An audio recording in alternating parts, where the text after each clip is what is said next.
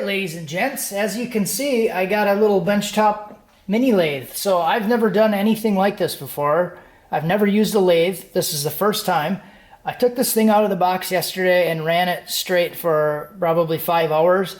And then today I also was playing with it for probably about 5 or 6 hours, just pretty much non-stop, and it hasn't skipped a beat. So that's good, because I'm always just kind of worried about stuff like this. You're going to buy it and pay a bunch of money and it's going to be just totally junk. The Amazon reviews on a lot of these mini lathes are like 3.5 stars, and it's hard to find good reviews, I guess. But me not being a machinist of any kind and not having any experience, my standards are pretty low. So I'm pretty happy with what I've gotten out of this thing so far. So I just finished up this piece. This is a manual valve out of 4L80. It's like a shift selector valve, if you're not familiar. And I just wanted to kind of replicate this thing. And it was round. It was already on the bench because I'm doing some transmission work. And just kind of wanted to see if I could make one of these things. And it actually works out pretty well. Did another practice piece yesterday, just kind of getting the hang of it. And that one I actually remade a different way. This one, I had the whole length in there, and then the end kind of started to wobble a little bit. Once the live center hole kind of hogged itself out a little bit, this was able to wobble. So the tolerances were a little goofy on it. But let's go over the machine a little bit. So it's got a hand crank down here to go left and right. It's got a crank here, goes in and out. Got a crank here that goes this way. This one is a little bit tight because it was kind of wobbling. I noticed this morning that this section here was kind of wobbling out of the box. So I ended up using these adjustments, kind of tighten that up, but I think I got a little bit too tight because it's kind of hard to turn, but I'd rather have it stiff than wobbly, you know, if that makes sense. So all the other stuff seems like it's pretty decent. I think that little wobble might have contributed to some of the binding. I would get some sections where it would kind of catch on the blade and the piece would want to walk up on top of it. So I think that might have been a little bit to do with this and the center being a little bit wobbly on the end. So there's a lever back here, push that forward, and then this will slide in and out, and then pull this lever back and it holds it in place. And this is just a magnetic light that came with it. So it's a battery operated light, rechargeable, and it also does have some like a AAA insert there. So this crank is for the live center, and that goes in and out.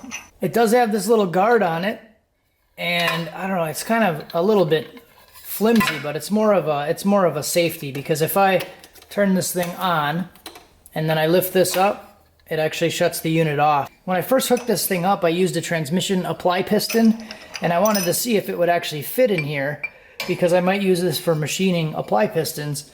And when I first hooked it up and turned it on, the piston was actually hitting the guard when it started spinning. So I quick lifted this up and then shut it off. Was trying to get it to turn back on, and I couldn't get it to turn back on, and I thought I blew a fuse and all of this other stuff. Turns out the guard just has to be back down. So discovered that, which is actually kind of a cool little feature. I didn't think it was going to have that. Does have your little chuck key handle. Just goes in here to turn the chuck and tighten it up. It also does have a spring on the end of it, which I think is kind of a good idea, but it's actually a little annoying because if you're trying to like tighten it and then you lift up, it wants to pop out. I'm sure the spring is a safety feature so you don't accidentally leave the thing on here and then you turn it on and throw it into your face. So this lever here actually locks the jaws onto this threaded section so you can move it back and forth. So there's a couple different ways you can run it. Here with the handle down, this isn't turning, so I'll shut this off before I change it. Now when I turn it back on, I can lock the handle down and it'll actually move by itself.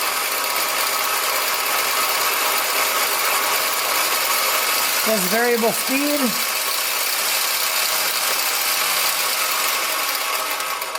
So you can run it pretty slow. Run it fast. We can lift this up, crank it back. That noise is the gears for driving this. So once I don't have the gears driving the bottom section, I can turn it back on and it's not as noisy. One thing I gotta get better at is turning the speed down before I turn this back on, because you can kind of hit this thing and it will just crank it on right away. If you leave the speed up and you just shut it off and then you turn it back on, it'll ramp in slow. See how it ramps and turns on slow? Let's do that again. Turn it up faster. Now if I shut it off and then turn it on, it starts up at a decent speed, but it ramps the speed in. So if I just turn this thing on, I'm gonna do it slow. So if I just turn this off and then turn it back on, it hits it pretty hard and it actually slips the belt. See, like that? So if you're gonna flip the switch, turn it down, but other than that, if you just turn it off, turn it back on, it's not so bad. And this can actually go both ways. So there's a lever on the back. If I go up now, put the lever down, now it's going to travel this way.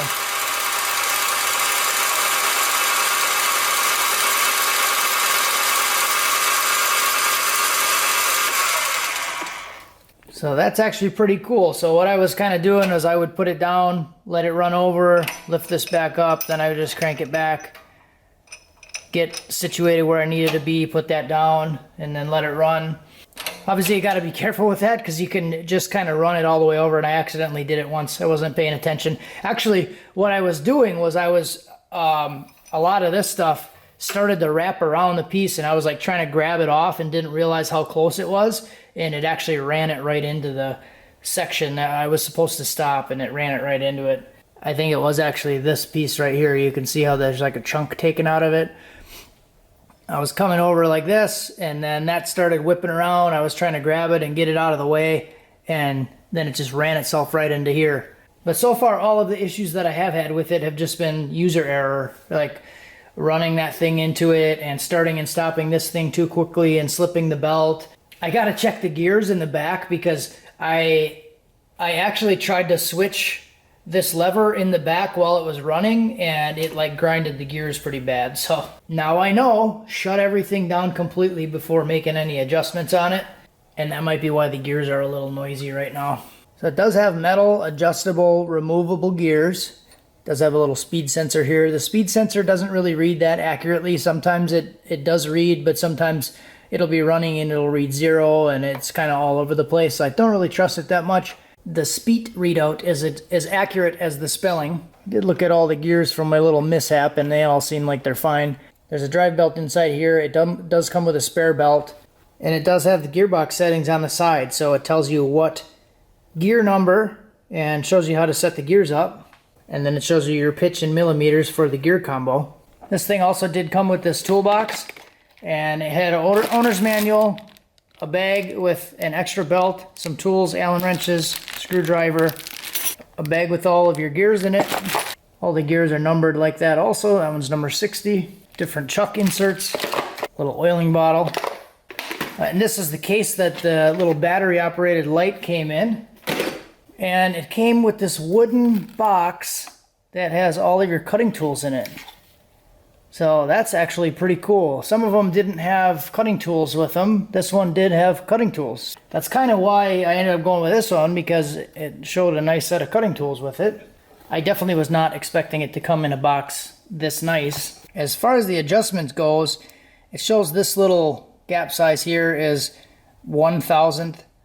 And it seems like it's actually pretty accurate. So if I go from one mark to the other mark, it goes 2/1000ths, and I've checked it a couple times. Like if I go from here to here, it'll take off pretty close to 2/1000ths.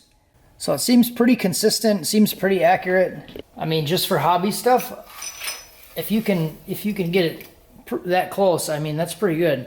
I haven't tested out any gear changes or any like thread cutting or anything like that. I was just testing that one long piece and doing some basic cuts on it. And overall, I'm pretty happy so far. I might try making something like this. I usually buy these bungs, but I might try just to practice and see if I could actually end up making something like that. But my mind is kind of already going crazy with ideas for stuff you could use it for. But I have a feeling it'll be like a tool like a welder. you never know what you need it for until it's sitting there, and then you can use it for everything. So that's kind of the rundown of the machine, and looking forward to being able to use it for more stuff on the channel.